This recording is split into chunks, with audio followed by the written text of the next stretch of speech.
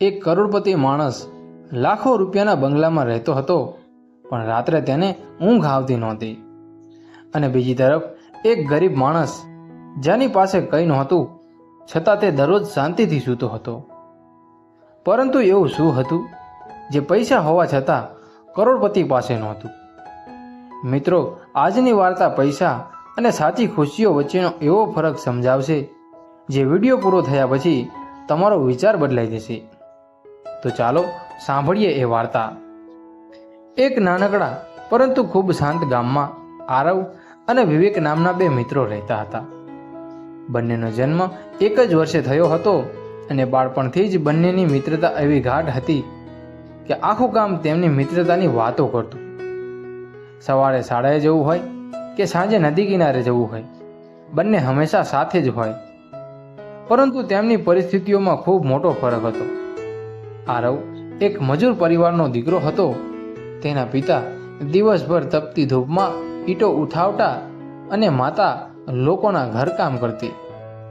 ઘણી વખત એવું બનતું કે રાત્રે ઘરમાં માત્ર એક જ રોટલી હોય અને માતા કહે કે મને ભૂખ નથી.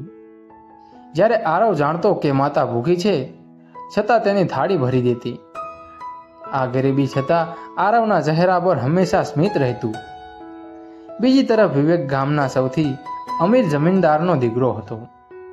તેની પાસે મોટી સાયકલ, નવા કપડાં, રમકડા અને બધું જ જે આરવ સપનામાં પણ ન જોઈ શકે. છતાં ઘણી વખત વિવેકને એકલું લાગતું, કારણ કે તેના માતા પિતા હંમેશા બિઝનેસમાં વ્યસ્ત રહેતા. એક દિવસ શાળામાંથી ઘરે જતા વિવેકે આરવને પૂછ્યું કે તું ક્યારે ભગવાનને પૂછતો નથી કે તને ગરીબ કેમ બનાવ્યો? આરવ હસ્યો અને બોલ્યો કે ભગવાન મને ગરીબ નથી બનાવ્યો, ભગવાને મને મજબૂત બનાવ્યો છે. આ સાંભળતા જ વિવેક થોડો ચૂપ રહી ગયો, પરંતુ તેને વાત હસીને ટાળી દીધી. સમય પંખી જેવી ઝડપે ઉડી ગયો અને બંને યુવાનો બન્યા. એક દિવસ વિવેકના પિતાએ કહ્યું કે હવે તારે શહેર જઈને મોટો બિઝનેસ સંભાળવો પડશે. વિવેક ખૂબ ખુશ થયો અને ગામ છોડતા પહેલા આરવને મળવા ગયો અને ગર્વથી કહ્યું કે હવે હું બહુ મોટો માણસ બનીશ. ત્યારે આરવે ધીમેથી કહ્યું કે યાદ રાખજે, મોટા માણસ બનવું સહેલું છે, પણ સારો માણસ બનવું મુશ્કેલ છે. વિવેકે આ વાત પર ખાસ ધ્યાન આપ્યું નહીં અને શહેર ચાલ્યો ગયો. શહેરમાં શરૂઆતમાં તેને ખૂબ મુશ્કેલીઓ આવી, પરંતુ પૈસા, પાવર અને ઓળખાણના કારણે ધીમે ધીમે તે સફળ થવા લાગ્યો. વર્ષો પસાર થયા અને હવે તે કરોડપતિ બની ગયો. મોટી ઓફિસ, મોંઘી કાર, શહેરમાં નામ બધું મળ્યું, પરંતુ તેની રાતો નિંદ્રા વિહોણી થવા લાગી. પાર્ટીઓમાં હજારો લોકો વચ્ચે હોવા છતાં તેને એકલતા લાગતી. એક દિવસ તે પોતાના વિશાળ બંગલાના બાલ્કનીમાં ઊભો હતો અને અચાનક તેને બાળપણના દિવસો યાદ આવ્યા. માટીમાં રમવું, નદીમાં કૂદકા મારવા અને આરવનો હસતો ચહેરો. એક ક્ષણે તેણે નક્કી કર્યું કે હું ગામમાં જઈને મારા મિત્રને મળું. બીજા દિવસે તે પોતાની મોંઘી કાર લઈને ગામમાં પહોંચ્યો. પરંતુ ગામમાં પ્રવેશતા જ તેને લાગ્યું કે અહીં સમય અટકી ગયો છે. એ જ રસ્તા, એ જ ઝાડ, એ જ માટીની સુગંધ. લોકો તેને ઓળખી ગયા, પરંતુ તે સીધો આરવને શોધવા નીકળી ગયો. થોડા સમય પછી તેણે જોયું કે ગામના ખૂણે એક નાનકડું સ્કૂલ છે અને બહાર બોર્ડ પર લખેલું છે મફત શિક્ષણ કેન્દ્ર. અંદર ગયો તો જોયું કે આરવ નાના બાળકોને ભણાવી રહ્યો હતો. બાળકો હસતા, રમતા અને ઉત્સાહથી ભણતા હતા. ક્લાસ પૂરો થતાં જ બાળકો આરવને ગળે મળ્યા, જાણે તે તેમનો શિક્ષક નહીં પરંતુ પરિવાર હોય.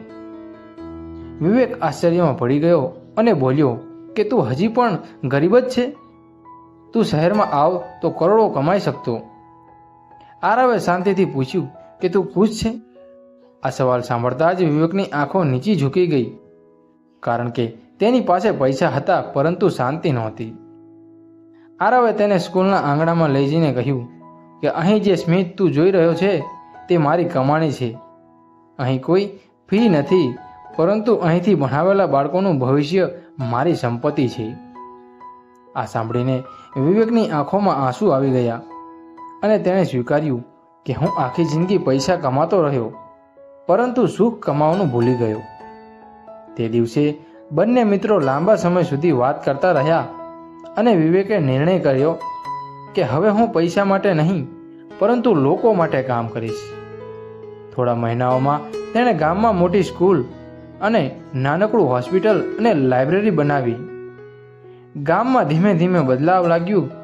લોકોના ચહેરા પર ખુશી દેખાવા લાગી અને પહેલીવાર વિવેકને અંદરથી શાંતિ અને સંતોષ મળ્યો.